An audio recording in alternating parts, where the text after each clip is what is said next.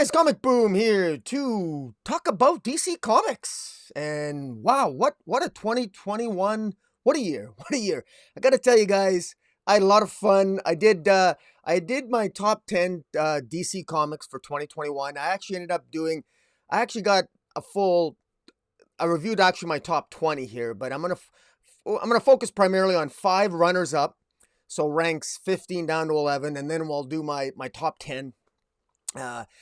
And I got to tell you, there were some surprises, and I'm going to probably surprise some of you because I tell you, there's a couple of writers that I was ranting about and raving about, and mostly ranting about for some of them, but they impressed the hell out of me this year. And those of you who have been following, Jace of the Comic Source and I, we do our weekly DC review joint Comic Source podcast, and we do the YouTube weekly DC review for my Comic Boom channel here. You probably know how I feel about a lot of these DC comics, but I surprise myself by how I rank them. And I just want to give a quick breakdown here that I went by my gut feeling. Obviously, this is my rankings. There's a comic book out there for everybody. DC Comics had a particularly, I think, a very creative year this year. But it wasn't really continuity focused. It was really each individual writer often did their own thing. And while the continuity is kind of wonky, despite some attempts by Joshua Williamson with Infinite Frontier and going into Justice League Incarnate, despite some attempts to create some continuity between the Wonder Woman titles by Becky Cloonan and Michael W. Conrad with Joelle Jones and Vita Ayala and Stephanie Williams. And despite the efforts of Brandon Thomas and along with Chuck Brown with Black Manta and Aquaman the Becoming, I do think that there's been struggles with DC in trying to maintain some consistent continuity between all their titles in 2021. However, having said all that, there are so many great DC comics that I'm actually somewhat forgiving of the hiccups regarding the continuity. After all, this was the year of getting the DC Omniverse underway. And so I expected less of a emphasis on continuity, and that's exactly what we got. But what we also got to replace that was, thankfully, some really good stories and some great titles. And so let's get to it here, guys. Now, coming in at number 15, these are the runners up. Coming in at number 15 is Action Comics by Philip Kennedy Johnson. And I gotta say, this is a title where, PKJ, as we're calling him here, he inherited a dog's breakfast. I mean, coming off of Brian Bendis' Superman run, which was, it's fair to say, has been almost universally, well, I feel it's been universally reviled, although there's probably 4 people on Twitter that disagree with me. The aging up of Jon Kent, et cetera, et cetera, et cetera. I'm not going to go into it. That could be a video unto itself. And you've all heard my rant about that. But PKJ, Philip Kennedy Johnson, has really taken this title, Action Comics, and what he's done with Warworld and Mongol and Superman teaming with the Authority, and the sort of the messy crossover with Superman and the Authority with Grant Morrison. It's been the continuity-wise, it's been very, very wonky. But I can forgive it, and I think a lot of us are forgiving it because the storyline is just so cool. As messy as Superman and the Authority was, it's so awesome to see Midnighter and Apollo and the rest of the Authority, that team, join Superman to take on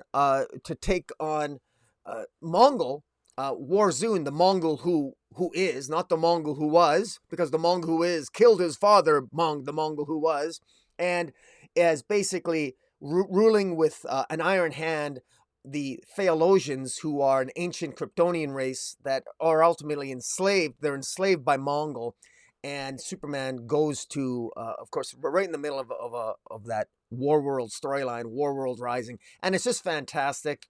And it's in at number 15. The fact that I put this series at number 15, it took a while to find its legs. So a good number of Superman titles in 2021 I didn't find were particularly great. They were okay. They were serviceable at best. Action Comics was serviceable, but it really, PKJ earned it. he kept building and kept getting better and better and better. And that's why he's runner up at number 15. All right, coming in at number 14, Batman Urban Legends. Now, I generally am not a big fan of these huge compilations where you're paying $6.99 or $7.99 and you get all these titles and you get all these stories in it. I'm not really a big fan of that. I've never have been. However, there are two standouts here that prompted me to put Batman Urban Legends on the list, and two stories in particular, and that is in the first 5 or 6 issues of Batman Urban Legends, we had Chip Zdarsky's Teardrop storyline with Jason Todd, the Red Hood, and Batman, which was just fantastic. And we also got Matthew Rosensberg, the long con that he wrote for Wildcats and the basically the grifter, ending with the Wildcats entering the DC universe, where they essentially basically robbed Wayne Tower of all the secrets of the various heroes. And that's what I just really two excellent storylines. And there are other storylines and other standouts in Batman Urban Legends, but those are the two that stood out, so much so that they're two of arguably, they're actually two of, if I have my top 10 storylines for DC in 2021, the Teardrop storyline by Chip Zdarsky and the Long Con by Matthew Rosenberg are absolutely in that top 10. I really enjoyed Batman Urban Legends. Not all of the those two storylines in particular. Other ones are very much hit and miss, but those are the only two I'm going to mention that I think are worthy of being on the top list. 13. Look, I've been harsh on Joshua Williamson in the past, particularly his Flash run. I wasn't a fan. People know this. I'm sounding like a broken record. But I want to give the guy credit where credit's due. I've really enjoyed at issues, I think in the rankings 20 and 18, which I'll get to later, I put just Infinite Frontier and Justice League Incarnate. I like Joshua Williamson here with Robin. He's done a good job here with Robin. This is a fun title, an action-packed title. Robin sort of takes off. He's on the Lazarus. He's in Lazarus Island. There's that immortal, all the various fighters of the DC universe fighting to win the mantle of the best fighter, ultimately ending up confronting Connor Hawke. Lots of other interesting characters were introduced by Joshua Williamson, even Respawn, which is a ridiculous-looking ripoff of Spawn, but I find myself enjoying him. Joshua Williamson, thank you. I will happily eat my words. You've impressed me with Robin. It's so much fun. It's what the DC Universe should be. This is a really fun title. Thank you for it. And it absolutely is deserving. In any other year, this could have been in the top 10, but it was just so much competition here. And I had to go with my gut. But hey, props to you, man. Robin's a really great title. And Gleb Melnikoff on the art. The art's pretty damn good. Coming in at number 12, much to my surprise, my God, Newbie and the Amazons, Stephanie Williams and Vita Ayala have done a really good job on this title. This is the best Amazon-related Wonder Woman title at DC. Neither Wonder Woman nor Wonder Girl made my list. None of them even made my top 20. Wonder Woman has been a huge disappointment. It's on my disappointments. Wonder Girl has been a big disappointment to me as well, but Newbie and the Amazons essentially it basically saved the Amazons for me in 2021 for DC. Unfortunately, even though we're leading in a trial of the Amazons, thankfully, Stephanie Williams and Vera Ayala, along with gorgeous art by Morales and colors by Lopez, they've done a really good job of creating some drama around Doom's Doorway. Doom's Doorway is opening up. And usually Doom's Doorway was always guarded by an Amazon that was chosen in a contest. In this case, it was normally Nubia was the champion that guarded Doom's Doorway, that prevented basically evil spirits and other things, other entities like Medusa coming out of it. But Doom's Doorway now, things are leaking out of Doom's Doorway. And ultimately, Trial of the Amazons is going to involve the 3 tribes of Amazons, the Equisita tribe, the Bangam-Magdal tribe, and the Themyscirans, having a contest to decide ultimately who's going to guard Doom's Doorway. And that'll be the Trial of the Amazons. Newbie and the Amazons has written really well. It's relatively easy to follow. It's well-paced. It's action-packed. It can be exposition heavy at times, but it's building a rich history, and it's really, I find it to be an easy read. And I'm having fun with it. I'm having fun with it. Less so with Wonder Girl and Wonder Woman, but at least this is kind of hopefully salvaging some of the deficiencies in storytelling that exists in Wonder Woman and Wonder Girl. And so, yeah, kudos to them. Now, coming in at number 11 is Rohrschach. Guys, I got to tell you, Tom King he's easily one of my top 3 writers for DC for the year, maybe even number 1. You heard me right. I know I was going to shock some people, but Tom King has had an absolutely stellar year at DC. He's done, in my view, an absolutely fabulous job. His Rohrschach here is amazing. This 12 issues of Rohrschach is just incredible. It is a welcome addition to the Watchmen universe. It is so beautifully done, beautifully illustrated by Jose Fornes, Dave Stewart on the colors. I mean, it even has Frank Miller in it, for God's sakes. This was just an amazing title, how it basically dealt with an assassination attempt in the midst of a presidential election. And it revolves around a detective investigating who tried to assassinate one of the candidates for the presidency of the United States. And was it President Redford's team? Or was it the challengers team, candidate Turley? And the machinations that take place here, and how you get into the heads of the characters. Tom King, this is absolutely masterful storytelling, straight up. And those people, I'm stunned. Not enough people have read this, but this actually sold, I think, surprisingly well, as it bloody well should. It's that good. I'm definitely going to be picking this up in hardcover. The covers, every single cover is fantastic. The interiors are fantastic. I can't sing this praises enough. Kudos to Tom King. It's not the first time Tom King has got the most best written titles at DC this year on my list, and I'll be getting to that. Coming in finally, my top 10. Now, coming in at number 10 is Nightwing. This might shock some people. Why shouldn't Nightwing be higher on the list? Simple. I just felt at the end of the day, the reason why Nightwing doesn't rank higher is because a number of reasons. Number one, Tom Taylor got his primary storyline was derailed by Fear State. And while I didn't mind Fear State like a lot of people did, I think Batman, the Fear State story in Batman should not have taken Nightwing out of his own title. That really derailed the momentum that Taylor and artist Bruno Redondo had sort of built on the title. The Mystery of Melinda Zuko of issue 82 is one of my favorite issues. It's nice to have some extra history added to the Dick Grayson's past. I think that's really great. The fact that he has essentially a half sister. It's very well done. Storytelling here, it's very good. It's very promising, especially now with Dick Grayson being ahead of the Pennyworth Foundation and the monies. He's now a billionaire. That he gave the money to a Pennyworth Foundation, named it after Alfred, and he's going to try to help the people of Bloodhaven against the forces of course, the mafioso Blockbuster, who basically controls the mayor. And of course, it's Mayor Zuko, Melinda Zuko, who is she good? Is she bad? A lot of questions to be asked, but very well played by Tom Taylor. Very well done. And really, this is a really great title. And don't let any idiot tell you there's politics. There's a bunch of politics in this comic, because there isn't. There just isn't. And if you see a bunch of politics, see a therapist. All right. Coming in at number 9, Icon and Rocket. Now, Reginald Hudlin here has done just a really great job. I normally don't.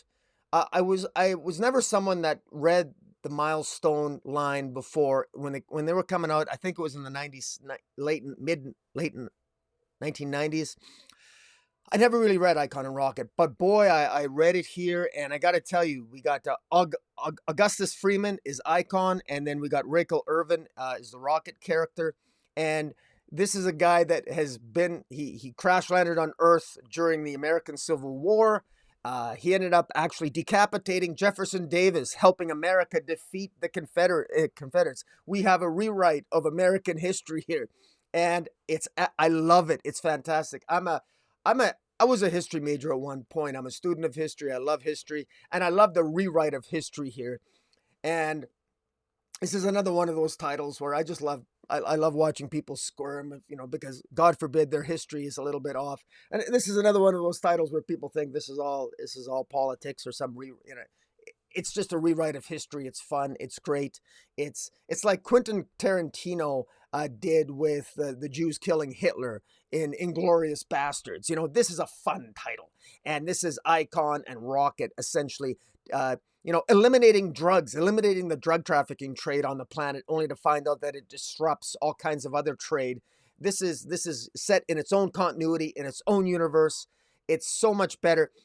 They're actually addressing injustice as opposed to standard superhero fare where they just address crime. Because when you address crime, you always go back to the status quo. When Batman keeps catching the Joker and the Joker keeps escaping, that's keep resetting the status quo. When characters actually address injustice, you're going to ruffle some feathers. You're going to get some geopolitical issues, some political issues, and it's going to be fun. And you're going to be rewriting some history if you're going to be doing like Reginald Hudlin does here in Icon and Rocket, and it's fantastic. This Milestone universe, it's new. It feels new and it feels fresh, even though I know it isn't.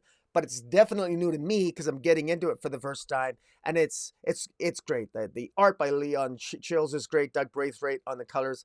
Reginald Hudlin again, fantastic job. Well worthy of being on this list. This is a title that absolutely deserves more love. Coming in at number 8, Jeremy Adams on The Flash. Wally West is redeemed. Can you believe it? I mean, coming off the abortion of Heroes in Crisis. Now, I didn't like Heroes in Crisis as much as anyone else. When I'm critical of Tom King, like everyone else, we can cite certain issues of his Batman, and we can cite Heroes in Crisis, but we can also give Jeremy Adams some props here for making Wally West a family member again, redeeming Wally West in such a way. Thanks to the sacrifice of Roy Harper, who we got back anyway in the pages of Infinite Frontier. Thanks to Joshua Williamson, we got his family back, Linda and the kids, Jay and Irie, the Flash twins. This is a fun title. This is a family title. And right now, what Jeremy Adams is doing with having the Flash help Justice League Dark take on Eclipso in Gem World. I mean, there's so much fun to be had in this title, and all thanks to Jeremy Adams. I can't, like, this is fun. This is putting this along with a number of other titles, which I've already mentioned, is bringing the fun back into the DC universe. And kudos to Jeremy Adams. I can't sing his praises enough. Great job on this title. And Peterson and Passerin on the art. I mean, look, it's a great day. It's a great time to be a Flash fan. I don't miss Barry Allen at all. I'm glad Barry Allen is the Flash. Barry Allen, of course, as the Flash, is in the Infinite Frontier. He's sort of lost. He was involved in the Infinite Frontier series, where he unfortunately was taken over by controlled by Darkseid, and Flash is largely responsible for creating that rip in the fabric of the multiverse that now the Justice League Incarnate is trying to chase Darkseid throughout the multiverse, trying to cover up that tear in the fabric of reality that's causing the multiverse. Whoever controls that tear caused by Barry Allen is ultimately going to have some control over the multiverse. But in any event, all this is happening just in the last year. Exciting stuff, guys. Coming in at number 7, Ram V. Man, another fantastic writer for DC this year. Ram V he's done so many amazing things with his the Many Deaths of Layla Starr, with his Swamp Thing, which is also on my list but higher up, and Ram V here with Catwoman. The storyline with Father Valley here, while it sort of lost a lot of its initial strength and power, and I think he squandered the potential of Father Valley and maybe sort of made him less of a villainous as I think he ought to have been. The fact is that this was well done and well characterized regarding Selina trying to create her own strays, trying to address the strays in Alleytown in Gotham City. Ram V did an excellent job of creating a universe within Gotham City uniquely for Selina, where she's dealing with her strays. And a lot of her strays, she not only collected all the strays, which included Leon Harper, who is the daughter of Roy Harper and Cheshire, who became her sidekick, the Cheshire Cat. But there's also other strays, including Strayface and Cheshire herself, Jade, and as well as other characters that you would not normally expect, including at one time even the Riddler and even the Penguin, who ultimately would betray her. But so much was happening, so much played into this, and it all began with the tease at the beginning of the year with Future State, Catwoman Future State, and we got a resolution here ultimately at the end of Fear State, and all done in a very satisfying manner. Catwoman was more of a satisfying run than Batman. Batman did not make my top 10. In fact, I don't think any Batman title made my top 10 here. Just because, other than, I guess, Batman Urban Legends did. But in any event, this was an excellent title. Kudos to Ram V. Coming in at number 6, James Tynion. You know what? Maybe his Fear State didn't end the way as quite with the excitement that I was hoping it would. It sort of ended on a whimper and some disappointment there. But I got to tell you what really works for me here with respect to the Joker is the characterization. You know, it doesn't bother it hasn't bothered me as much as some people, the fact that the Joker focuses a lot on Commissioner Gordon, because so much of the Joker has affected so many lives, including Commissioner Gordon, or former Commissioner Gordon. He's Jim Gordon now. Barbara Gordon, his son James Gordon Jr. And Jim Gordon is hired, will be paid $25 million if he finds the Joker and kills him, because of Arkham Asylum Day, now called A-Day.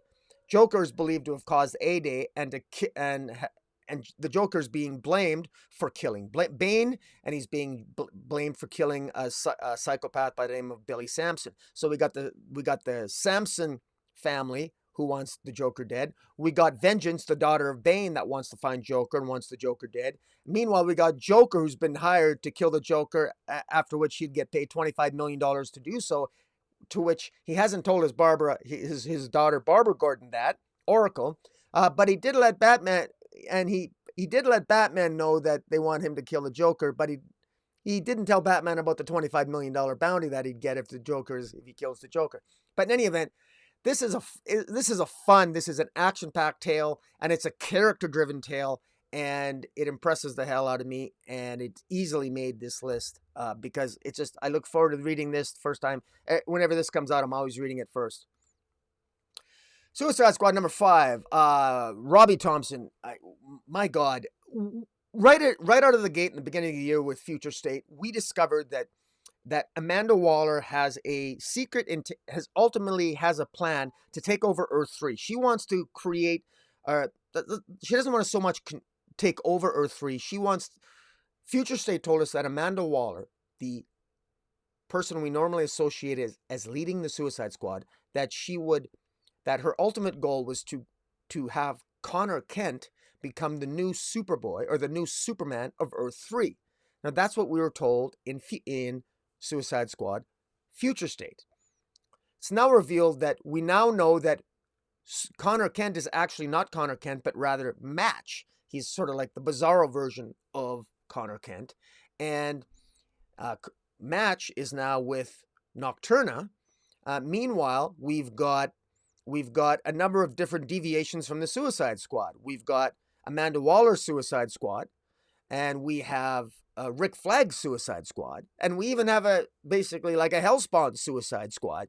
And meanwhile, we have the Crime Syndicate on Earth 3, which led by, of course, Ultraman, who wants to take out Amanda Waller because Amanda Waller has been trying to recruit members to her Suicide Squad from Earth 3 and other places in other Earths in the multiverse. And this is all leading into War on Earth 3, which is coming in February and March, I believe, into 2022. This promises to be an epic event, but yet, ironically, I think it's only 2 issues long. It's crossing over between the Suicide Squad, the Flash. There's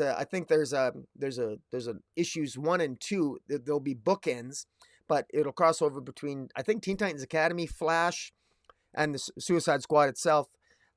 This is a fun title, and we've got Ambush Bug breaking the fourth wall from time to time.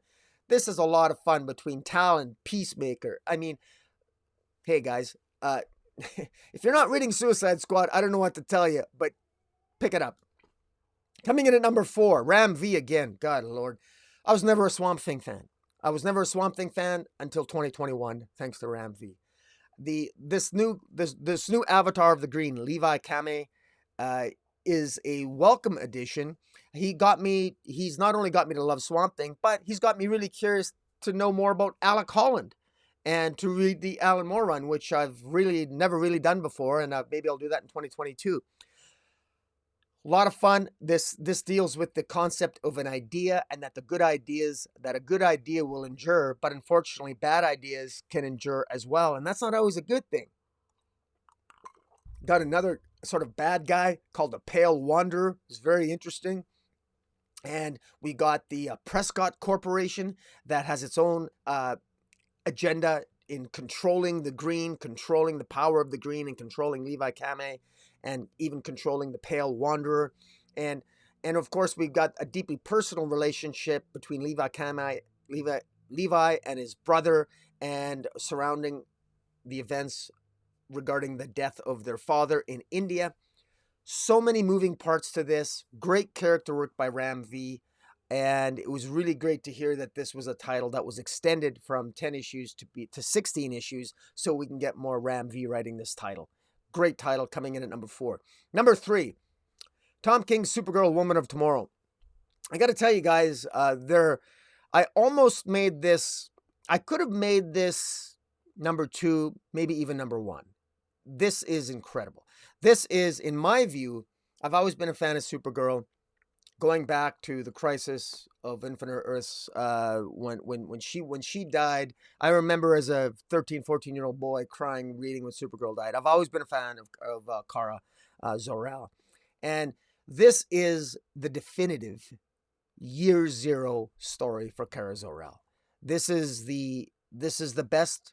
This is by far the best Supergirl story. It's not even over yet. It's at issue 6. It's the best Supergirl story that I've read in easily the last 10 years. Actually, it's even more than that. It's that good. And Tom King captures the essence of Kara because he explains it so well, because he does something that is so obvious, and he points out what is so obvious, and that is the nature of her origin. What she had to endure, what she had to suffer when she, as her planet died, and then she witnessed Krypton explode. Then she had to witness the slow death of Argo City. So she essentially experienced that trauma 3 times, and she was only 14 years old. But it's not just that. It's the individual. Forget about that for a second. It's the individual stories. Each individual issue here is a story unto itself that tells just an emotionally impactful story. Issue 3 is possibly my number 1 single issue story, best of the year, easily in the top 5.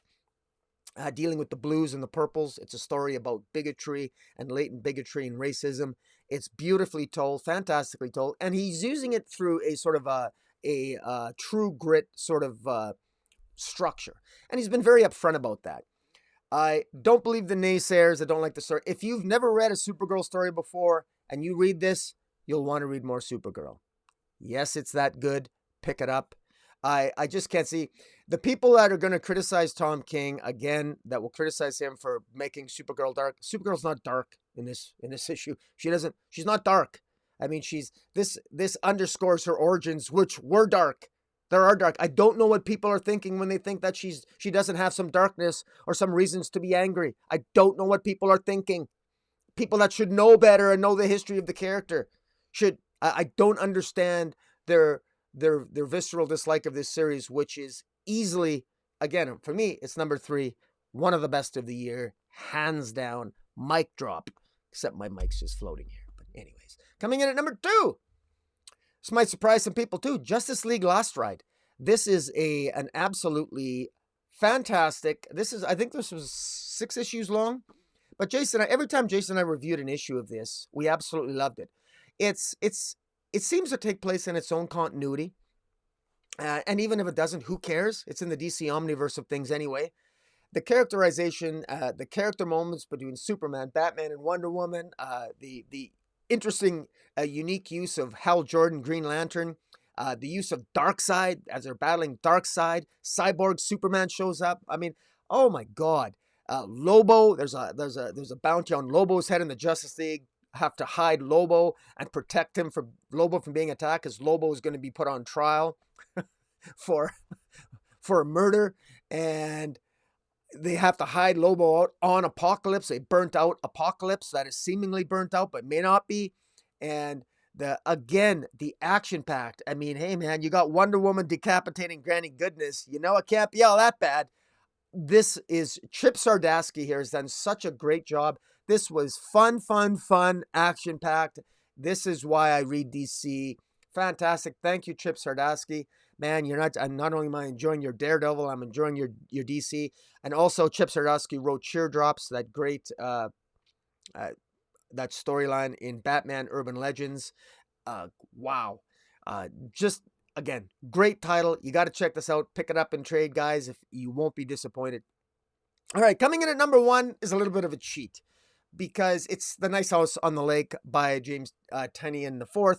Now, look, it's not a superhero title, and maybe I'm cheating a little bit by sort of not having a superhero title in the number 1 spot. If I did, it probably, if I was to just put the one that would represent the most, it'd probably be Justice League Last Ride, because it encapsulated everything nicely. Either that or Supergirl, Woman of Tomorrow. But Nice House on the Lake, this is just fantastic.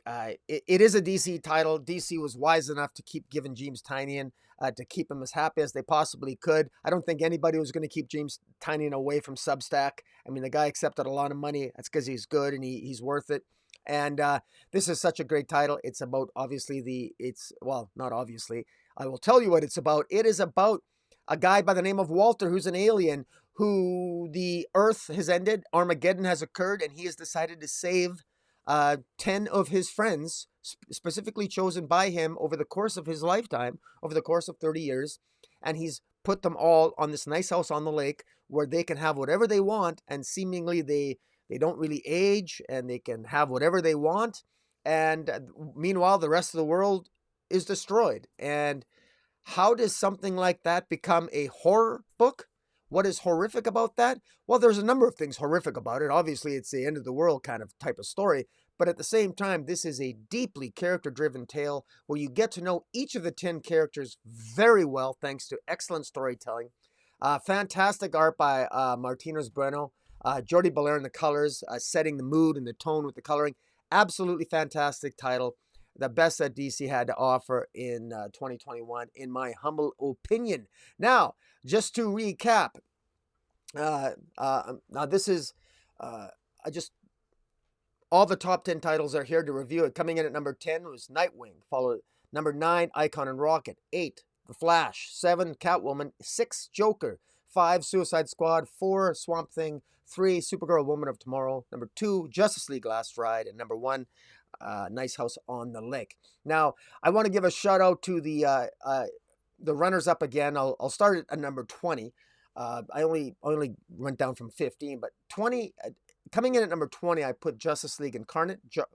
Great run by a great series that's still in its, I think it's in its second or third issue now, by Joshua Williamson, which will lead into, at some point, it will gradually lead into the summer event of 2022, which will be another DC Crisis, which hopefully will be exciting and fun. I'm looking forward to it, and because I'm old school and I like the continuity headaches, apparently. In any event, coming in at number 19, Mr. Miracle. I wanted to give a shout out here to Mr. Miracle. This is actually a really good series. It's a mini series, but it's a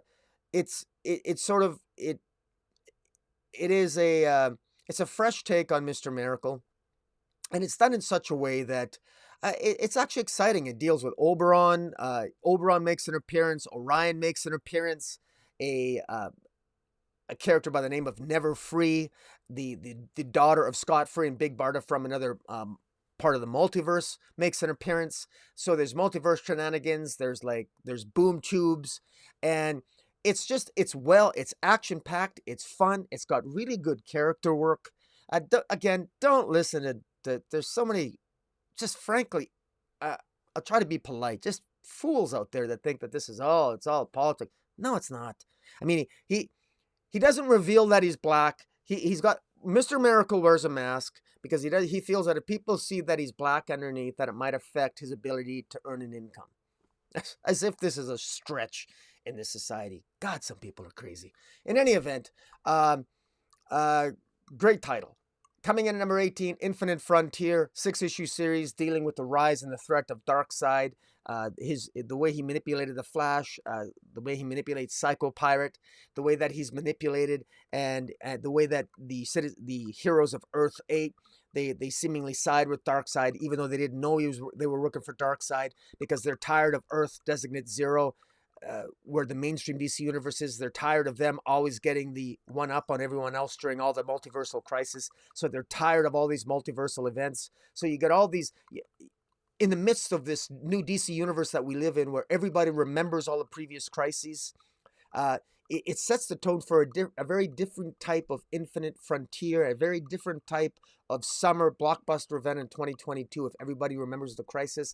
All this was set up in Infinite Frontier and done very well by Joshua Williamson. 17, Titans United. Man, Titans United is Titans. It's Teen Titans how I used to remember them. And I think it's Kevin Scott done as a writer here. Great job capturing the Donna Troy, Cyborg, Changeling, Starfire.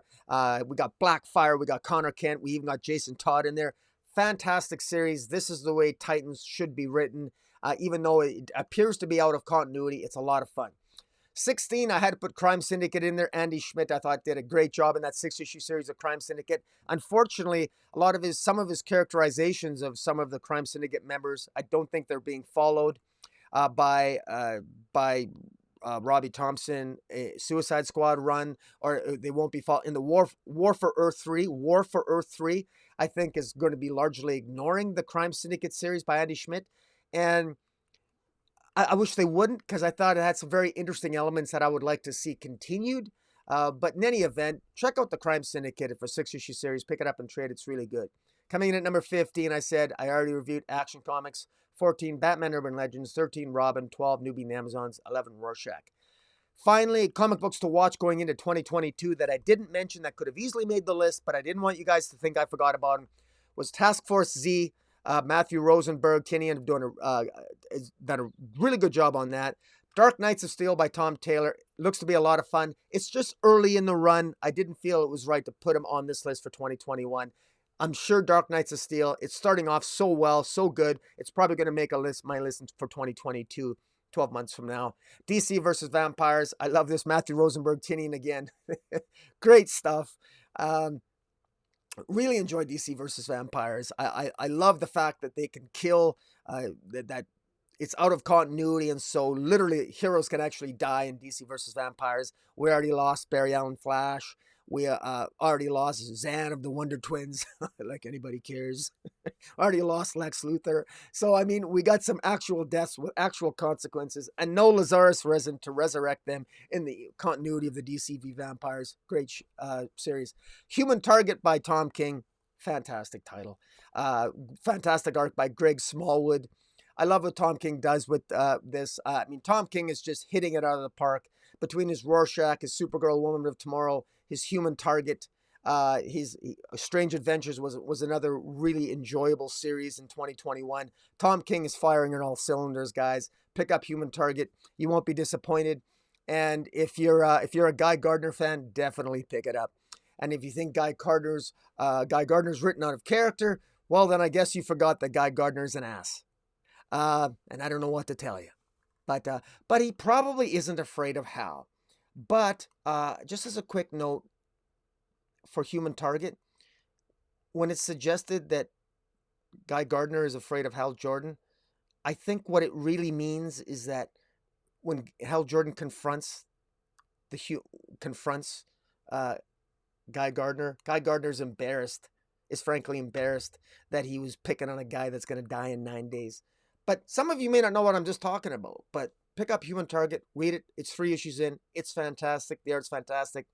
Check it out. So guys, that's all I got to say about DC. My top, I guess you heard my top 20 here, and I do have some disappointments that I'm going to talk about in another video. But until then, guys, tell me what you think about my choices. Am I crazy? Am I wrong? Feel free to enlighten me or educate me, whatever you want to do. And until next time, Comic Boom, out.